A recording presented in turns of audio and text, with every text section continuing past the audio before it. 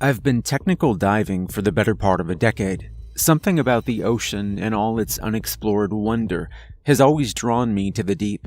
An entire, uncharted, alien world lurks just beneath us, just waiting to reveal its mysteries to those daring enough to take the plunge. I guess you could say that diving is my passion. It has been my entire adult life. Now, I can't even bring myself to go near the deep end of the pool without having a panic attack. It all started when one of my best buddies approached me with the idea to go on a little excursion. Todd had a fairly formidable boat that he carved out a living with by engaging in, let's just say, less than legal activities.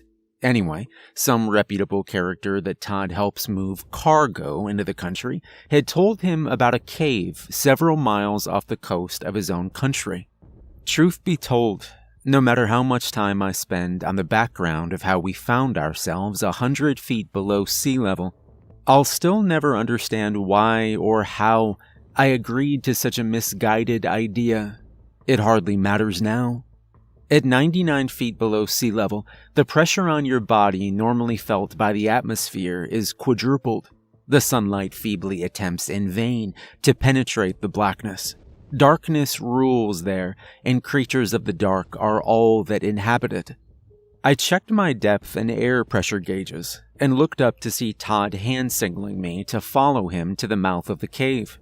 I flutter-kicked silently forward, floating just above the seaweed and silt-covered ocean floor, taking in as much of the world as my low-profile, narrow lens mask would let me.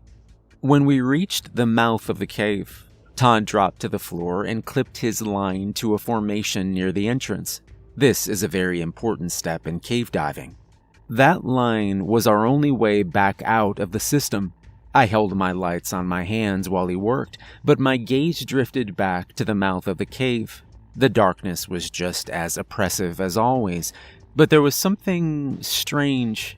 I couldn't put my finger on it at the time. The ominous black maw was somehow more intense than it should be.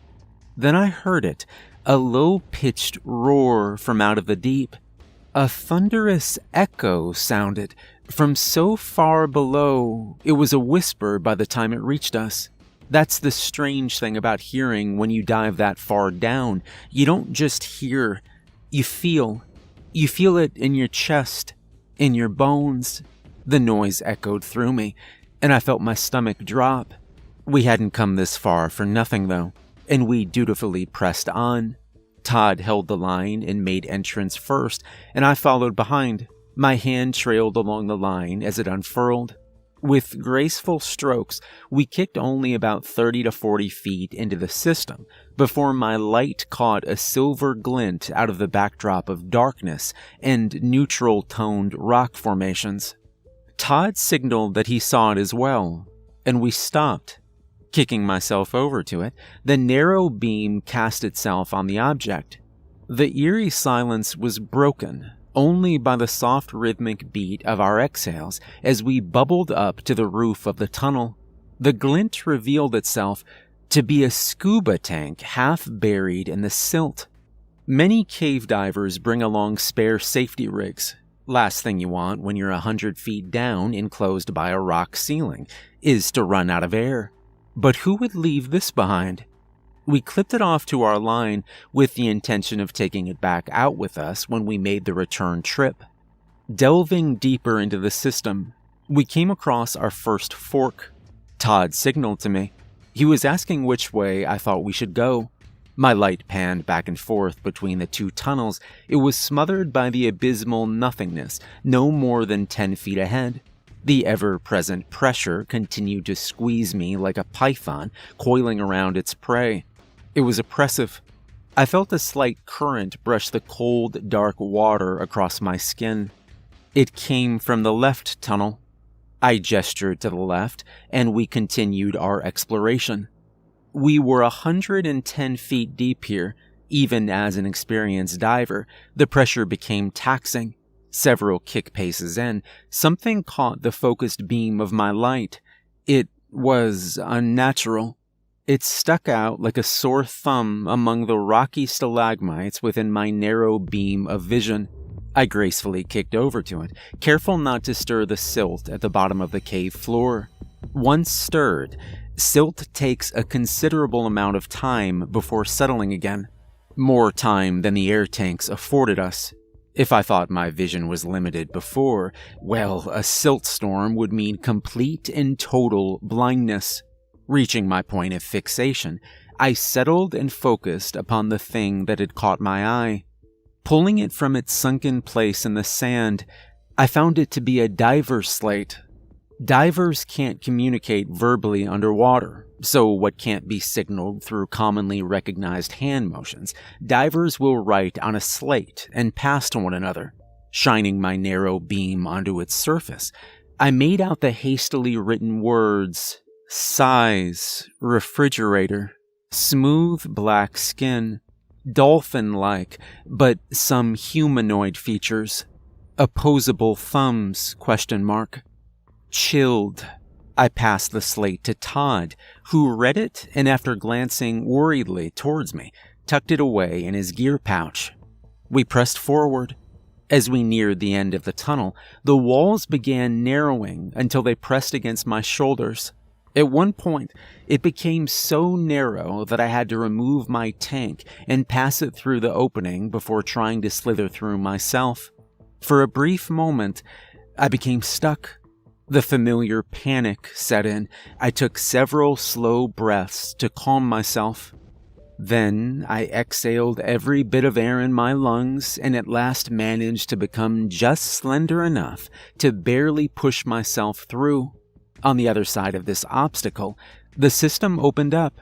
We found ourselves on a small ledge that dropped off into a large chamber. Shining my light around the perimeter, I noted the horizontal boundaries. Turning my narrow beam down towards what should have been the floor of the chamber, my light was snuffed out by overwhelming blackness. To this day, I have no idea how impossibly deep it could have stretched. I settled down to the bottom of the ledge to peer over the edge. The moment my knees touched the sand, I realized my right knee was landing on something hard. Reaching into the sand, I grabbed at it and pulled it from its burial place. It was a video camera. Clearly a high-end one, too. Whoever made it this far before must have wanted to document their expedition. Fumbling with the buttons, I switched it on and positioned my light on the playback screen so I could see the last recorded video. The video started, and I recognized the site of the obstacle we just pressed our way through. The frame reached the end of the ledge we now found ourselves on, and then began panning around the room. It's eerie to watch a video underwater. With no sound, it had all the effect of a silent horror film. The déjà vu sense I had seeing the surroundings that I was currently in didn't put me at ease. The frame then panned down to the bottom of the cavern and back up from the abyss to rest on the figure of a diver positioned next to the cameraman.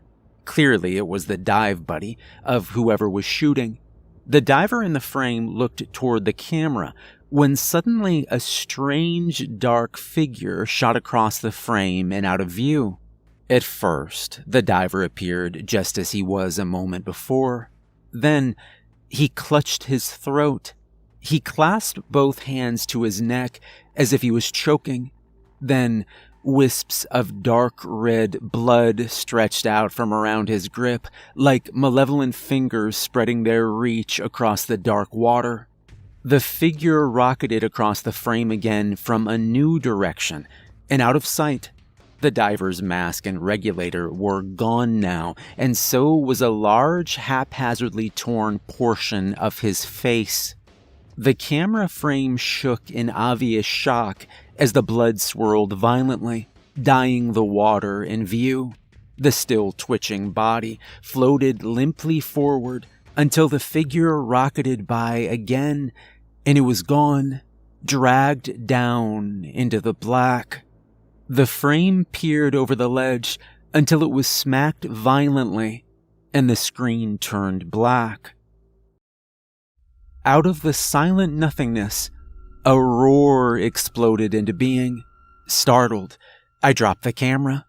To my left, Todd motioned to go back the way we came.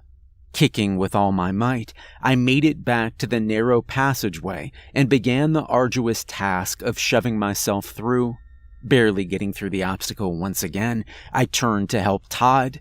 He passed his tank through to me, and I grabbed it. He fit his head, then shoulders through in a panicked hurry. His body filled up the entirety of the passageway, and I could see only his head poking out through the rocks. But before he could gain any more ground, his head jerked in a sickening way. Bubbles exploded from his regulator as he screamed in pain. Blood seeped through the opening and began staining the water red. Helplessly, I tried to tug him through, but as I pulled, I felt something pulling back the other way. Todd's regulator flooded the chamber with purged air bubbles as his screams of pain propelled them violently towards the roof of the tunnel. The regulator dropped from his mouth, and his head dropped lifelessly down. Horrified, I realized whatever that godforsaken thing was, it was on the other side. The lifeless corpse of my friend was the only thing barring it from pursuing me. The aquatic roar sounded loudly as more blood poured into my side of the obstacle. I realized this was my chance. It is with shame I admit that I left my friend there so I'd have time to make my escape. My heart pounded as I swam with all my might to the mouth of the cave system. Foolishly, I made an emergency ascent to the surface, not stopping to decompress. It was worth the risk of the bends just to get the hell out of that damn water. It's been a month since then. I finally recovered from the bends after spending what felt like forever in a hyperbaric chamber. I can no longer bear the thought of swimming, let alone diving. I can't even explain why. All the proof I had of that wretched thing is buried in that cave with the body of my friend. I couldn't keep this to myself. I barely cling to my sanity as is. I had to tell someone. Somehow. So, I'll post this here. Hopefully this will be a warning to all those seeking the mysteries of the deep.